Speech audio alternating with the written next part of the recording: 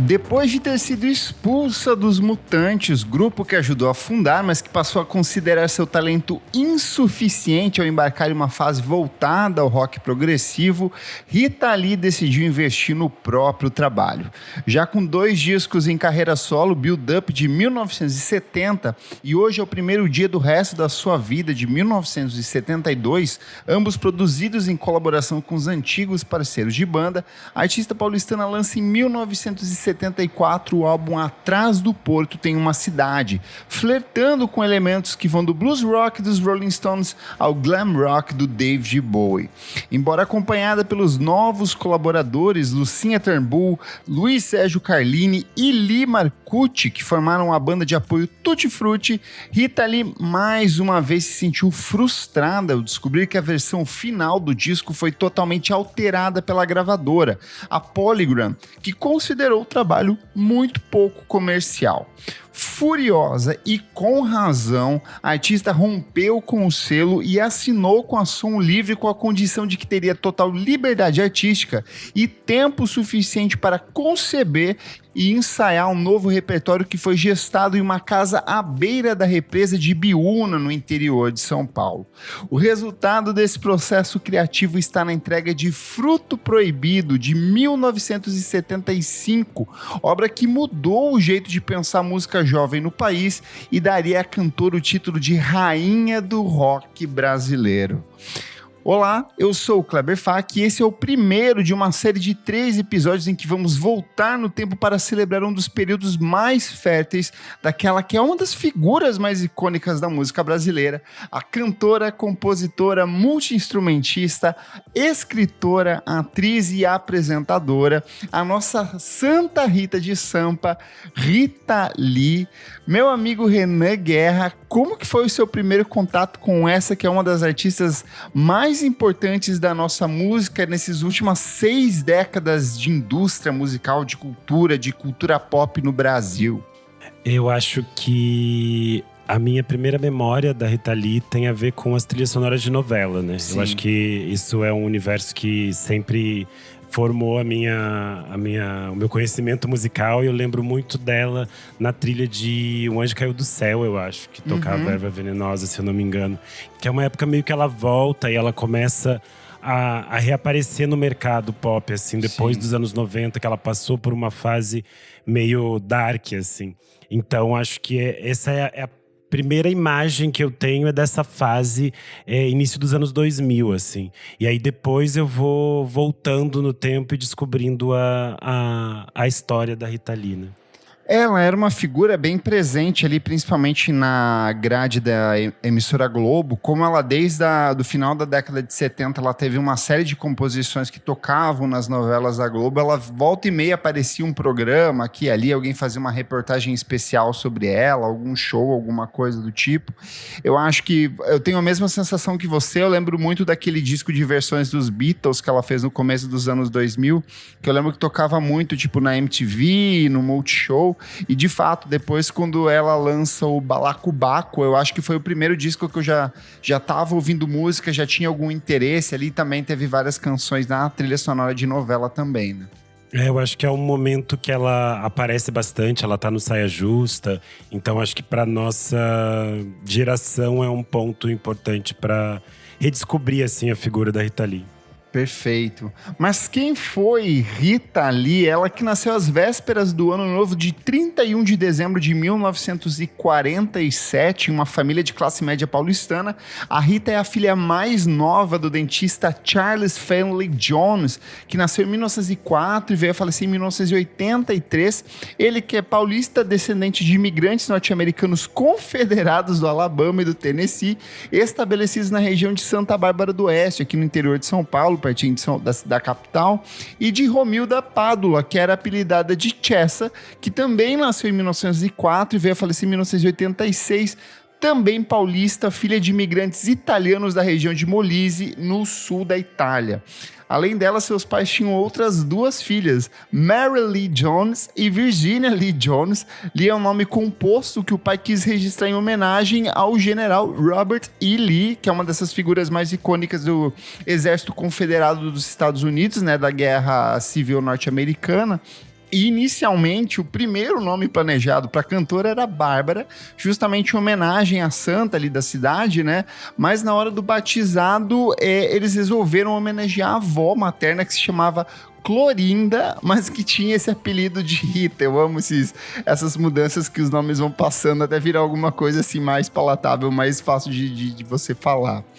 Ela nasceu e cresceu no bairro da Vila Mariana, aqui em São Paulo, onde viveu até o nascimento do seu primeiro filho. E durante toda a vida, a cantora revelou que esse bairro lhe era muito especial, já que lá tem grande parte de todas essas suas lembranças e memórias, né, da infância, começo da vida adulta ali. A Rita Lee, ela era poliglota. Ela falava fluentemente português, inglês, francês, espanhol e italiano. Eu acho que isso se reflete bastante em toda a produção dela ao longo dos anos 70, 80, 90. Ela, vez ou outra, sempre flertava com línguas estrangeiras. Inclusive, a Rita Lee é um fenômeno não só no Brasil, mas um fenômeno na América Latina, com trabalhos, inclusive, lançados na América Latina. Se você abrir o Spotify dela hoje, você vai ver que alguns dos discos mais tocados dela são justamente coletâneas em espanhol. Então ela, assim como Roberto Carlos e esses outros artistas grandes, tiveram um grande impacto cultural na América Latina de maneira geral. E ela chegou a ingressar no curso de Comunicação Social na Universidade de São Paulo em 1968, na mesma turma que, pasmem, Regina Duarte. Porém, assim como a Regina, ela acabou abandonando o curso no ano seguinte. Duas pessoas completamente opostas aí, né? Depois elas se encontrariam naquele especial da Globo, né? Do Mulher 80. Ah, o Mulher 80, né? Que era apresentado pela Regina Duarte. Verdade, verdade. E apesar dela ter envergado para a carreira musical, o grande sonho da Rita Lee não era ser uma estrela do rock, mas sim uma atriz de cinema, veterinária ou mesmo dentista, que era a profissão do próprio pai. O problema é que ali no começo dos anos 60 ela foi impactada por uma coisa chamada Elvis Presley, que sempre foi a grande influência assim, para ela, junto com as grandes estrelas de Hollywood, e isso mudou completamente a cabeça dela, além, claro, de Beatles, Rolling Stones, mas principalmente de música brasileira. A Rita Lee sempre foi uma artista profundamente apaixonada por esses grandes nomes da nossa música, como Calbi Peixoto, Ângela Maria, Tito Madi, João Gilberto, Emilinha Borba, Carmen Miranda, Dalva de Oliveira, essas grandes cantoras do rádio, Maísa. E eu acho que isso acaba se refletindo muito na forma de compor dela, que tinha uma base que era muito voltada a esse rock clássico, né, dessa coisa meio Beatles, Rolling Stones, David Bowie, mas que tinha esse fundo de brasilidade num tom quase humoresco em alguns pontos, né?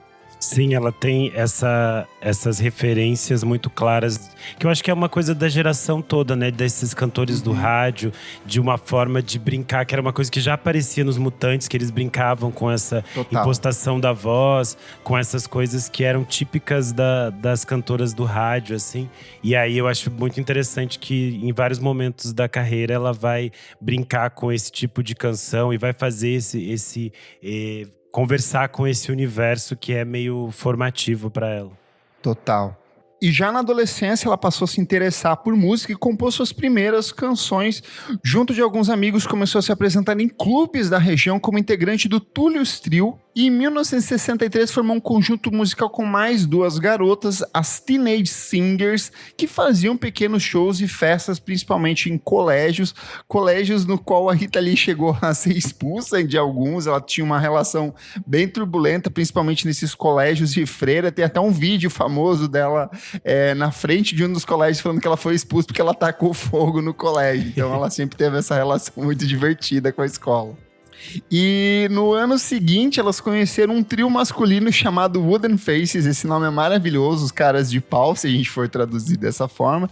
E nesse mesmo ano ela fez suas primeiras gravações dos vocais para um álbum do Prini Lores, que era a versão brasileira do norte-americano Trini Lopes. Tem aquele documentário A História Oculta da música brasileira, né, que eles falam desses personagens que eram meio que adaptações desses ícones estrangeiros, que eles faziam versões assim brasileiras, né? E o Teenage Singer, junto do Wooden Face, se juntaram, formando o Six Seeded Rocks, banda que depois passou a se chamar apenas Os Seis, que chegou a gravar um disco compacto com 2 músicas, que é bem raro, Esse disco inclusive. é caríssimo, né? É caríssimo, assim, a galera tipo, se eu não me engano, ele tá pra mais de 10 mil reais, 15 mil reais, as pouquíssimas cópias que tem. E são pouquíssimas cópias mesmo, assim, é uma coisa porque foi uma tiragem muito pequena e as poucas que restam, assim, são caríssimas. E depois da saída de 3 componentes, sobraram apenas Rita e os irmãos Arnaldo e Sérgio Dias Batista. O trio passou a se apresentar como Os Bruxos, porém o trio não estava satisfeito com esse nome, tanto que na primeira apresentação deles no programa O Pequeno Mundo do Ronivon, na TV Record de 1966, veio a ideia deles adotarem um outro nome, né, inspirado num livro que o produtor do Ronivon estava lendo na época, que era o Império dos Mutantes. Então eles decidiram meio que mudar ali apenas para Os Mutantes. O Ronivon gostou da ideia, acabou batizando ali a banda nesse sentido, e a partir disso surge um dos nomes mais importantes da história da música brasileira, um dos meus grupos favoritos, que é os próprios Mutantes. E com o grupo, a Rita Lee esteve envolvida em 5 discos. Os Mutantes, de 1968, Mutantes, de 1969, A Divina Comédia O Ando Meio Desligado, que é o meu favorito, de 1970, Jardim Elétrico, de 1971, e Os Mutantes e Seus Cometas no País dos Bauretes. Inclusive, nessa época foi quando ela lança os 2 discos dela em carreira solo. Porém, como a gente já está comentando aqui desde a abertura do programa, ela foi convidada a se retirar por estar em descompasso com os companheiros de banda, e isso fica bastante evidente quando a gente embarca nas canções do Fruto Proibido ali. Vale lembrar que ela também tinha um relacionamento ainda nessa época com o Arnaldo Batista, e aí meio que nessa época ele já estava, se não me engano, com outra mulher que ele estava pegando, ou estava com uma amante, alguma coisa desse estilo, e ela acabou sendo expulsa do grupo, né? Todas essas histórias são contadas por ela no Rita Lee, uma autobiografia, né? Que é o primeiro livro de memórias dela, lançado pela Globo Livros. E é absurdamente divertido de ler, porque ela conta essas histórias de um jeito muito único, assim. Então é muito interessante ver ela jogando todas as mágoas. Ela dá altas cutucadas neles o tempo inteiro. Sim, assim. Ela detesta eles, né? Eles brigaram muito, foi uma coisa meio caótica. Então acho muito interessante. E eu gosto desses discos iniciais dela, assim. Tem muita gente que não vai nessas aulas, mas eu gosto. Eu acho eles super divertidos, assim. Mas eu acho que eles são bem… meio que um prelúdio mesmo, eles são uma espécie de teste, assim. Ela tava meio que tentando descobrir o que ela podia fazer, né? Tanto que Hoje é o Primeiro Dia do Resto da Sua Vida, na verdade ele nem é bem um disco dela. Os Mutantes tinham um contrato com a gravadora na época que eles só podiam lançar um disco por ano. Então e aí, como o estúdio Eldorado foi inaugurado, era o primeiro estúdio de 16 canais no Brasil na época, eles queriam testar como que eles poderiam se comportar em estúdio antes de fato entrar com o disco dos Mutantes. Então eles meio que gravam esse disco com ela, assim, ela leva o título na capa, é parte da discografia dela, mas em essência assim é uma outra proposta, tipo, eles muito testando, se aventurando e testando algumas coisas em estúdio mesmo, né? Bom, enquanto os antigos parceiros de banda passaram a investir na produção de faixas cada vez mais extensas e musicalmente complexas, vídeo repertório de Tudo Foi Feito pelo Sol, que foi lançado em 1974, a Rita Lee decidiu investir em canções cada vez mais acessíveis e que dialogassem com o público jovem da época. Para a realização do material que foi gravado no estúdio Eldorado, o único com uma mesa de 16 canais na época, a artista mais uma vez contou com o suporte do Luiz Sérgio Carlini, que estava na guitarra, o Lee Marcucci no baixo, que viria acompanhar ela por bastante tempo, junto com o Carlini, o Franklin Paulillo na bateria, além da produção do Andy Mills. Das 9 faixas que integram o disco, 4 foram integralmente compostas pela artista, e aqui eu acho que a gente pode se debruçar nelas, porque eu acho que a coisa mais fascinante do Fruto Proibido é o quanto ele tem algumas das canções mais icônicas do repertório dela que prevalecem até hoje, né? Eu acho que ele é um disco que ele meio que cria essa identidade do que a gente vai passar a entender como Rita Lee, assim. Total. Porque ele é muito claro nessa nesse diálogo que ela cria entre o que se estava pensando de MPB com o universo do rock. E eu acho que é muito interessante porque ela cria outras estruturas que a gente não tinha visto ainda nos discos dela e que aparecem aqui e que vão se tornar, tipo, a estética e o universo da Rita Lee, assim. Então, eu acho que é um disco muito simbólico. Eu acho que, para quem não conhece o trabalho da Rita Lee, pode ser uma boa porta de entrada, começar por esse disco. Porque, realmente, como você falou, ele tem algumas das músicas mais importantes da Rita. E que são, tipo assim, aquelas que qualquer lugar que você tocar, as pessoas vão conhecer, né? Eu acho que se a gente pegar o que estava rolando na MPB da época, a gente estava tendo obras cada vez mais complexas e experimentais, né? O Caetano lança o Araçá Azul 2 anos antes. Tem outras coisas, tipo, muito voltadas ao prog. O Milton estava numa fase ultra contemplativa, política. Chico Buarque também, lembrando que a gente está no meio da regime da ditadura militar aqui no Brasil. E eu acho que a Rita Lee meio que ela vai por um outro caminho, que é um caminho, sim, de provocação, tanto que desde essa época ela já começa a ser muito visada pela censura. Boa parte praticamente todas as canções dela que ela lança nos discos do início dos anos 70 até 1985, todas elas passavam por 2, 3 tratamentos de revisão até serem liberadas pela ditadura, porque ela sempre trazia algumas palavras que eram meio que chocantes e provocativas na época, só que diferente de outros artistas do período que tinha esse lance de ser um pouco mais sério, mais provocador, mais contestador, ela ia para uma veia mais pop, que acabava caindo justamente no gosto popular, né? Então o grande público abraça muito a Rita Lee nessa época. Eu acho que ela tem um humor, né, que era muito próprio, muito único. E eu acho que isso já aparece aqui nesse disco, porque tem essa coisa dela fazer canções que meio que são pequenas histórias, criam universos, mas tem sempre o humor como um ponto de identidade, assim. Então, o humor tá no disco inteiro. Eu acho que é um disco muito divertido de se ouvir. Acho que isso também é muito interessante quando a gente pensa que nessa época a MPB era toda muito cabeçuda, muito complexa, tudo era muito intenso. Então, acho que é interessante que ela tá num outro espectro, assim. Eu acho que um bom exemplo disso é justamente Luz del Fuego, né?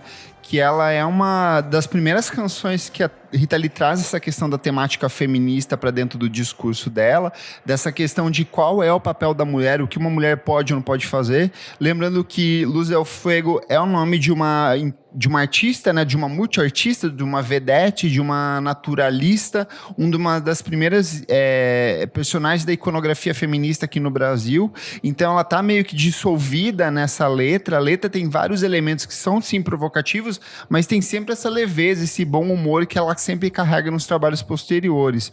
Também composta por ela, a gente tem o que talvez seja a composição mais icônica desse disco, que é a Ovelha Negra, né? Então, desde sempre, a Rita Lee, ela sempre foi meio que considerada a maluquinha da família, mas tinha um lance meio obscuro por conta disso, porque como ela própria narra no livro, né? Ela sofreu um assédio ainda quando criança, onde, eu não lembro se era um mecânico, um jardineiro, alguém que foi fazer um serviço na casa da família, abusa sexualmente dela de uma forma meio grotesca.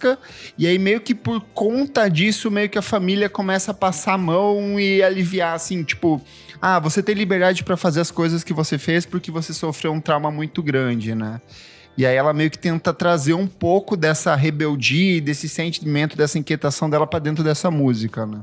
E é engraçado porque é uma música que, sei lá, virou quase que um hino de todas as pessoas que têm problemas familiares. E, curiosamente, ela não tinha problemas familiares. Ela se dava muito bem com o pai e com a mãe. E ela fala disso no livro. Que o pai, algumas vezes, ele ficava meio bravo com essa música, porque, tipo, virou uma música muito simbólica dela. Mas eles sempre se deram muito bem e eles tinham uma proximidade muito grande, assim. Mesmo com toda a porra louquice da Rita Lee, a família sempre apoiou muito ela e sempre esteve muito próxima. Então isso é bem interessante também de pensar o quanto tem uma coisa aqui de uma criação mesmo, né? De ela uma coisa, uma personagem, né? Porque é isso que eu falei. As canções dela têm uma coisa de que são pequenas histórias, são pequenos universos que ela cria. Porque a gente tem imagens muito claras, a gente tem acontecimentos, cenas que vão passando nas canções. Então acho que isso também é muito interessante da forma de compor da Rita, né? E essa relação com os pais, ela é bem emblemática, tanto que um dos períodos de maior decadência emocional, de queda de fragilidade emocional vivido pela Rita, é justamente quando morre o pai dela em 1983, 3 anos depois morre a mãe dela, então ela entra numa bad vibe muito foda de consumo de álcool e drogas, ela se afundou muito nisso, tanto que ela é o período que ela lança os trabalhos mais sombrios ali da carreira dela, né, o disco com o Roberto de 85, 86, se não me engano, então acho que isso vai se refletir lá na frente nesse impacto. E ainda também nessa de outras 2 canções compostas integralmente por ela, a gente tem Dançar Pra Não Dançar, que é justamente a música da abertura, e que é pra nossa amiga Isadora Almeida, porque ela fala ali de dance como Isadora, né? Uma brincadeirinha ali. E a própria faixa título ali, que ela traz um pouco dessa coisa meio Jerry Lee Lewis, Bob Dylan, uma levada meio folk, uma coisa meio rock clássico. Mas Fruto Proibido é muito Embora boa. Seja assim... Muito foda. Não, é excelente. Embora seja a essência e a mente pensante do disco, Rita Lee aproveitou ainda para estreitar laços com outros parceiros criativos, e aí é o caso do próprio Paulo Coelho, que hoje a gente tem muito por ele ser essa figura literária, mas ele era o grande parceiro criativo do Raul Seixas já nessa época, e ele assina junto com ela 2 canções dentro do disco, uma que eu acho muito bonita e que teve um novo significado revisitando esse disco, que é Cartão Postal, porque ela é de uma melancolia muito fina, assim, a Rita Lee tem poucas canções que são assim muito melancólicas, mas quando ela chega, elas são altamente impactantes. Cartão Postal é a trilha de abertura de um dos meus programas preferidos, que é o Chegadas e Partidas do GNT da Astrid, que ela... Total. Que é sobre isso a letra, que ela encontra, né, as pessoas no aeroporto. E agora, no final de 2023, esse programa começou a ser exibido também no Fantástico. Então essa música passou a tocar também no Fantástico. E eu acho que ela tem super a ver com o clima do programa, que sempre me faz chorar. Total. E também junto com Paulo Coelho tem esse tal de Rock and Roll, que foi outro grande sucesso, foi outra música que ela historicamente sempre trouxe para dentro do repertório ao vivo, inclusive lá nos anos 2000, quando ela vai gravar o MTV ao vivo, ela traz a Pitty para fazer meio que uma versão atualizada dessa música ali, que é altamente icônica. E a gente tem também parcerias com os parceiros da própria banda, né, que é o caso do Luiz Carlini com Agora Só Falta Você, outro que é clássico. Outro sucesso absurdo dela, um baita clássico, e com o Lee Mancusi na faixa Pirataria. E aí eu te pergunto, Renan Guerra, quais são as suas canções favoritas desse álbum que é repleto de grandes canções? Ovelha Negra é uma coisa, tipo, icônica, então, tipo, ela é o concurso. Você era a Ovelha Negra da família, Renan. Mas eu gosto muito de esse tal de rock and roll, porque eu acho que tem essa galhofa, essa coisa da Rita, que é uma coisa que eu gosto muito dela, que é esse bom humor e tal. Então acho que tem essa pegada muito legal e é uma faixa que eu gosto bastante. Ela é a mais interpretativa no sentido de... Ela canta em primeira pessoa, interpretando a mãe, conversando com o médico para tentar analisar a filha que está viciada em rock and roll. Sim, e é isso que eu falei, né? As minhas primeiras relações com a Rita Lee vêm desse universo, tipo, Erva Venenosa, Tudo Vira Bosta, Amor e Sexo, que eram canções que tinham muito essa coisa que ela interpretava meio, tipo, teatral, assim. Então tinha esse universo. Eu acho que essa canção, tipo, esse tal de rock and roll, conversa um pouco com esse universo, assim, que ela era meio atriz, meio galhofeira, ela inclusive participou de vários filmes, né, ela faz muitas pontinhas, porque ela gostava... Filmes e novelas, né? Tipo, ela tem participação em Vamp. Ela tem participação em Vamp, que é perfeito. Boa. Bom... Bem recebido pelo público, o Fruto Proibido vendeu na época em que foi lançado mais de 150 mil cópias. Hoje estima-se que ele já tenha vendido por média ali umas 700 mil cópias, o que é um feito que hoje em dia, assim, pensando na década de 1990, que é o boom das vendas de disco, é uma coisa, um número pequeno, mas foi um altamente absurdo na época, principalmente para uma cantora feminina, né? Era um marco na indústria da música naquele momento. Ele foi muito bem recebido pelo público, tocava demais nas rádios, as pessoas compraram, então foi de fato um fenômeno, assim. Eu acho que foi meio que uma prova para Som Livre no sentido de ter dado liberdade criativa para ela, trouxe um retorno financeiro bastante positivo, né?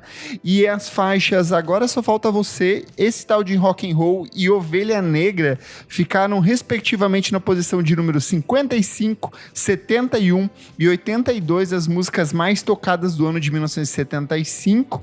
E aí, lembrando que a gente está no meio da década de 70, que é um dos períodos mais ricos da música brasileira, assim. E a Rita Lee já começa a ocupar esse espaço. Não por acaso, ela recebeu nessa época o título de Rainha do Rock Brasileiro, efeito direto da boa repercussão em torno do trabalho. Por outro lado, o Fruto Proibido marca o início de uma série de ataques que a cantora viria a sofrer da crítica especializada no período, na época composta quase que integralmente por homens brancos, héteros e fã de hard rock ou rock progressivo, assim. Então, até uma das queixas dela, principalmente nos anos 80, onde ela vai ter uma vendagem ainda maior de discos, é o quanto essa galera era maldosa, assim. Você pega umas críticas da época, tipo, tem crítica do Maurício Kubruzzi na época, falando, tipo, muito mal, descendo muito o sarrafo nela, mas era muito por uma visão de momento, que é uma galera macharada que gostava de rock progressivo, que achava que a verdadeira música era o que estava sendo produzida lá fora e não aqui. E como ela tinha essa coisa de ser pop, de ter esse bom humor, eles pegavam ela pra Cristo e massacravam nas opiniões, assim. Então ela teve essa relação bem conturbada com a crítica durante todos esses anos iniciais da fase solo dela, né? Porque quando ela sai dos Mutantes, os jornalistas criam muito essa coisa de tipo, os Mutantes é que eram bons, a Rita Lee sozinha não é boa, umas coisas assim. E aí ela enfrenta uma coisa meio boba, assim, né? Que eles ficam numa rinha meio tipo, a gente queria que você fizesse rock daquele jeito que a gente gosta, mas ela tava criando uma identidade muito própria, uma coisa muito única, e é isso, querendo ou não, esse tipo de… Como é que a gente diz? Quando você é uma pessoa que está desbravando e criando coisas novas, querendo ou não, você vai enfrentar uma resistência que às vezes é uma dificuldade das pessoas entenderem aquilo que você está fazendo. E eu acho que o mais interessante é o fato de que, a partir daqui, a Rita Lee vai se transformar numa estrela popular no Brasil. Eu acho que isso é muito interessante, porque ela não faz necessariamente concessões. A música dela é pop, mas é pop do jeito que ela decide. E acho que isso é muito interessante. Eu acho que vale até ressaltar, assim, que o papel dela como mulher compositora, frente de banda, sendo essa figura, era uma coisa praticamente inédita, porque a gente tinha o papel de mulher como intérprete ali. A gente tinha as grandes mulheres, tipo Gal Costa, Maria Bethânia, Elis Regina, eram grandes vendedoras de disco, principalmente a Bethânia na década de 70 vai vender números astronômicos ali, batendo de frente em alguns momentos, mas elas não tinham esse papel de compositoras, né, de criar um espaço. Elas meio que seguiam nesse movimento que talvez já fosse naturalmente imposto por um público masculino. E a Rita ali meio que estava criando o seu próprio caminho nesse meio todo, né? Sim, ela é uma das nossas primeiras compositoras, né? A gente já tinha algumas mulheres que compunham desde da era do rádio, mas eu acho que a Rita é um grande ponto, assim, de virada. E depois ela vai ser… A Rita é muito fundamental para que existam outras cantoras compositoras. Então, por exemplo, só existe uma Marina Lima porque existiu uma Rita Lee, sabe? Então isso é muito importante, muito simbólico, assim. Esse fato dela compor e dela falar de temas femininos, dela falar de sexualidade, dela falar de liberdade. Acho que a gente vai falar mais ao longo dos programas que a gente vai gravar sobre isso, mas eu acho que esse disco já deixa claro o que ela tá interessada em fazer, os temas que ela tá interessada em falar e o universo que ela tá interessada em circular, assim. Eu acho que esse disco é meio que, tipo, o pé na porta que ela dá, assim, tipo, cheguei mesmo e vou fazer o fuzuê aqui. Desculpa o Aue. Apesar dessa relação muito negativa com a crítica nos momentos iniciais, ao longo das décadas o trabalho seria redescoberto e ele seria reinterpretado ali. A própria crítica acabaria colocando ele num pedestal como uma das grandes obras do rock brasileiro dos anos 70 ali. Tanto que em outubro de 2007, a Rolling Stone Brasil, quando monta aquela primeira edição da lista dos 100 melhores discos brasileiros de todos os tempos, já coloca o Fruto Proibido na 16ª posição, né? Eu acho que muito porque ele tem essa carinha de rock de anos 70 ali, tanto que tem muita gente que ainda torce o nariz até pra produção dela mais pop e dançante dos anos 80, né? Sim, é isso que eu ia dizer. Tem umas pessoas que ficam meio… É tipo o Transa do Caetano, as pessoas ficam só nesse disco, elas não vão pras outras coisas. Fica assim, gente, tem que estudar as outras coisas, para de ser louca. E aí, assim, só complementando dessa relação de ser um disco dos anos 70, a gente pode falar um pouco desse projeto gráfico dele, que também é lindíssimo, assim, eu acho que a imagem de capa dela lembra muito, se eu não me engano, a capa dos primeiros discos do David Bowie. Tem uma que ele tá com umas roupas assim meio caídas e deitado nessa mesma posição. É o ápice ali do glam rock, do movimento glam, então dessa coisa super espalhafatosa. E ele é um disco com um encarte que você abre, que tem uma fotografia gigante dentro, as texturas, a escolha do rosa, meio que uma coisa quase de vou perverter o que é a ideia de feminino ali. Então acho que é um trabalho brilhante nesse sentido também, né, de direção estética. Sim, é uma fase, né, nos anos 70 que a gente tinha essas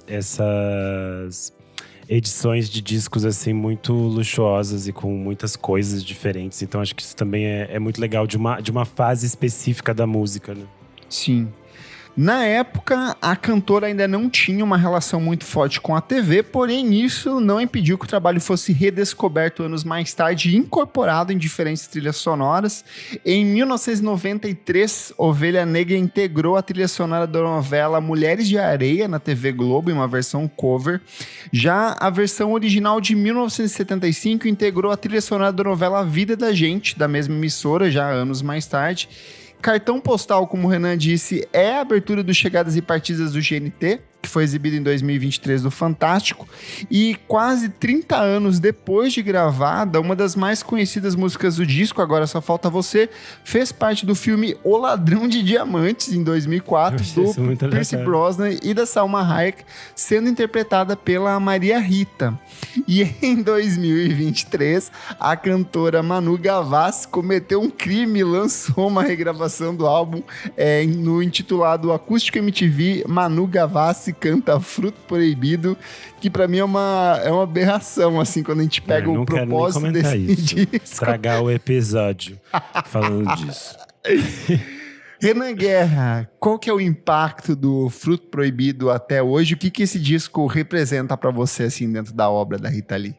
Eu acho que é aquilo que eu falei antes. Esse disco é uma apresentação e um resumo do que é a Rita Lee. Eu acho que é muito simbólico aqui da formação do que como ela já está bem estabelecida. Depois, obviamente, com o Roberto Carvalho, ela vai criar outros universos, mas eu acho que aqui a gente tem uma estruturação de quem é a Rita Lee sem os mutantes, assim. Então, acho que isso é muito simbólico, muito forte, e eu acho que toda essa definição dela trazer um olhar feminino de uma forma muito única e muito inesperada do que se pensa e do que se pede, do que se decide que é feminino, é muito interessante. Eu acho que por isso esse disco segue tão rico. E é um disco gostoso de ouvir, né? Total. Você ouve do início ao fim, sem querer pular, sem ter uma música que seja maçante, assim. Eu acho que é um disco muito foda.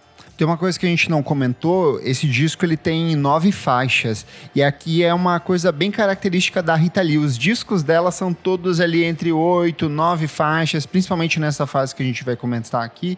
Depois, lá nos anos 90 e 2000, que ela dá uma exagerada, estende um pouco, aproveitando já do espaço maior do CD, né? Mas aqui são discos muito compactos, trabalhos que se resolvem, sei lá, em 20 minutos, 30 minutos, então acho que é muito consistente e coeso tudo que ela propõe. E eu partilho do mesmo sentimento que você. Eu acho que ele é meio que uma apresentação, mas ao mesmo tempo ele já é uma apresentação muito bem estabelecida. Ela traz vários elementos. Sim. Ela é muito inteligente no sentido de então esse é o tipo de música que tá em voga agora? Beleza, vamos levar isso para dentro de estúdio, só que eu vou trazer um pouco do meu toque. Então, quando você pega, por exemplo, a Luz del Fuego, tem aqueles riffs de guitarra que são muito característicos dos anos 70, assim, aqueles solos. As guitarras do Carlini, elas são muito presentes o tempo inteiro, então ela dá uma total liberdade criativa para dialogar com o que estava sendo produzido lá fora, mas o tempo inteiro ela fica puxando as coisas para cá, para trazer para essa brasilidade, para trazer para essa discussão do feminino e principalmente a questão do bom humor, desse coisa meio ora provocativa, ora sarcástica, ora debochando de alguns padrões do que estava estabelecido como o que é fazer rock, o que é fazer música no Brasil. Então, assim, eu até acho curioso pegar os discos anteriores porque eles parecem muito esboços. Aqui, pela primeira vez, ela consolida uma ideia e daqui pra frente ela vai e ela só vai parar no meio dos anos 80, assim, mas depois de lançar coisas músicas absurdas e que vão vender ainda mais cópias de discos. O Clássicos VFSM é um projeto paralelo do podcast Vamos Falar Sobre Música. Apoie a gente em padrim.com.br/podcast VFSM. Por apenas R$5 por mês você tem acesso a esse e outros programas lançados com muita antecedência. Lembrando, esse é apenas o primeiro de uma série de 3 episódios especiais que nós vamos gravar sobre a carreira da cantora. Então acompanhe, curta, compartilhe com seus amigos fãs de Rita Lee e ajude esse programa a chegar a outras pessoas.